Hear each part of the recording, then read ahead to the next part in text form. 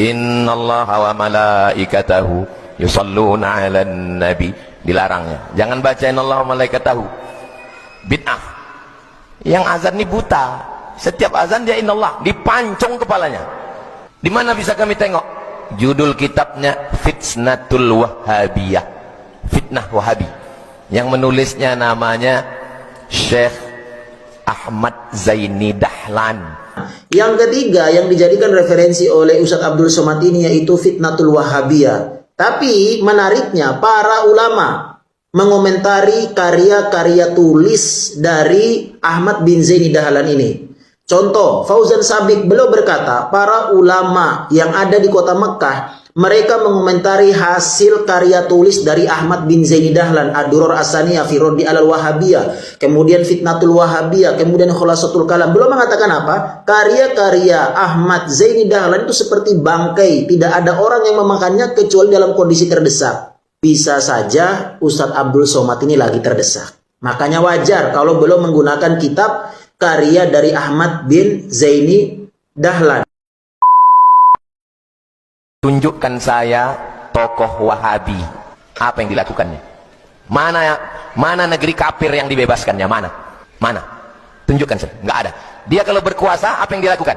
Kalau dia punya kekuasaan, apa yang akan dia lakukan? Ketika dia berkuasa, ada muazzin sebelum azan, innallaha wa malaikatahu. Innallaha wa malaikatahu yusalluna 'alan nabi. Dilarangnya. Jangan baca innallaha wa malaikatahu. Bid'ah. Yang azan ini buta. Setiap azan dia innallah, dipancung kepalanya. Di mana bisa kami tengok? Judul kitabnya Fitnatul Wahhabiyah. Fitnah Wahabi. Yang menulisnya namanya Syekh Ahmad Zaini Dahlan. Para pembenci dakwah Syekh Muhammad bin Abdul Wahab, mereka akan berusaha mencari segala cara untuk menghina, mencaci maki dan memojokkan Syekh Muhammad bin Abdul Wahab atau kepada siapa saja yang kemudian distigma dengan Wahabi. Namun ucapan-ucapan demikian, yaitu kalau Wahabi berkuasa di suatu tempat, kemudian mereka akan membunuh, akan memancung, dan narasi atau bahasa-bahasa yang semisal, ini bukan orang pertama yang berbicara demikian. Itu bukan orang pertama, ini hanya daur ulang saja yang dipromosikan oleh para penyesat, tokoh-tokoh penyesat yang Allah Subhanahu wa taala tutup hati-hati mereka. Siapa orang pertama yang mengatakan itu? Dia adalah Ahmad bin Zaini Dahlan. Jangan heran kalau kemudian oleh UAS ini, Ustadz Abdul Somad ini, kemudian beliau mengutip perkataan Ahmad bin Zaini Dahlan. Ahmad bin Zaini Dahlan satu di antara orang yang sangat hebat sekali permusuhan beliau kepada dakwah Syekh Muhammad bin Abdul Wahab. Begitu permusuhan yang hebat ini sampai-sampai dia menulis kurang lebih ada 3 buku yang sangat fenomenal untuk membantah Syekh Muhammad bin Abdul Wahab. Buku yang pertama judulnya tentang Khulasatul Kalam. Wallahu alam Ustadz Abdul Somad tahu tidak buku itu. Yang kedua, Ad-Duror As-Saniyah fi Raddi alal Wahabiyah. Saya punya 2 kitabnya. Yang pertama, kitab yang versi Arab. Yang kedua, yang versi terjemahan. Yang ketiga, yang dijadikan referensi oleh Ustadz Abdul Somad ini yaitu Fitnatul Wahhabiyah. Tapi menariknya, para ulama mengomentari karya-karya tulis dari Ahmad bin Zaini Dahlan ini. Contoh, Fauzan Sabik beliau berkata, para ulama yang ada di kota Mekah, mereka mengomentari hasil karya tulis dari Ahmad bin Zaini Dahlan, Ad-Duror As-Saniyah fi Raddi alal Wahabiyah, kemudian Fitnatul Wahabiyah, kemudian Khulasatul Kalam. Beliau mengatakan apa? Karya-karya Ahmad Zaini Dahlan itu seperti bangkai, tidak ada orang yang memakannya kecuali dalam kondisi terdesak. Bisa saja Ustadz Abdul Somad ini lagi terdesak.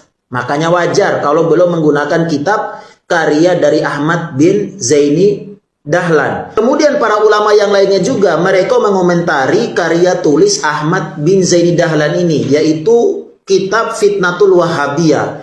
Disebutkan di dalam Kutubu Hadzaru minhal ulama, penulisnya adalah Syekh Mashhur Hasan Salman. Beliau berkata berkenaan dengan buku Fitnatul Wahabiyah ini, wa huwa yatakallamu fihi ala ma la yu'raf wa yaqulu fihi fil akhbari lisaniyah qala lana fulan aw qila anhu kadza fa in sahha fa hukmuhu kadza dalam kitab ini, yaitu kitab Fitnatul Wahabiyah ditulis oleh Ahmad bin Zaini Dahlan, penulisnya membicarakan apa yang tidak diketahui oleh beliau dan banyak menukil kabar burung. Si fulan bilang begini, diceritakan dari fulan begini, maka apabila benar maka hukumnya begini dan begitu. Artinya dia tidak punya kapasitas untuk mengomentari Syekh Muhammad bin Abdul Wahab melalui karya tulis beliau itu. Kemudian banyak juga ulama yang mengislah, membenarkan kekeliruan dari Ahmad bin Zaini Dahlan ini. Satu diantaranya adalah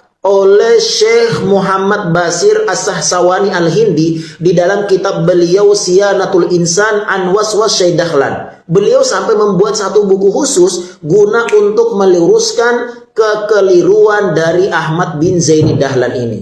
Sehingga kalau kemudian mengatakan apabila ada sebuah tempat dikuasai oleh Wahabi, maka orang-orangnya akan dipancung, orang-orangnya akan dibunuh. Hei akhi, Wahabi itu dikenal dengan orang yang sangat berhati-hati dalam masalah darah, dalam masalah perpecahan, dalam masalah permusuhan.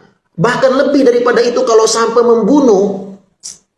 Coba deh contoh yang bijak saja. Ke Arab Saudi sekarang.